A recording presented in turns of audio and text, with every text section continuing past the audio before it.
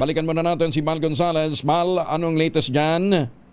Kuya Angel, iniimbestigahan na ng Office of the Ombudsman ang mga miyembro ng Small Committee ng Kamara at Senado na responsable sa pagsasapinal ng national budget na isinusumite sa tanggapan ng Pangulo. Sa programang executive session ng DZRH, sinabi ni Ombudsman Jesus Crispin Remulla na isinasailalim na nila sa validation ng natanggap na partial report ng Senate Blue Ribbon Committee kaugnay ng isinasagawang investigasyon sa anomalya sa mga flood control projects. Sinabi ni Remulla na nasa 35 hanggang 45 ang kasalukuyang sinasagawang investigasyon na may kinalaman pa rin sa flood control projects. Kabilang sa mga iniimbestigahan na itong sina dating Marikina Representative Estela Kimbo, dating Zamboanga City Congressman Manix Dalipe at House Minority Leader Marcelino Libanan.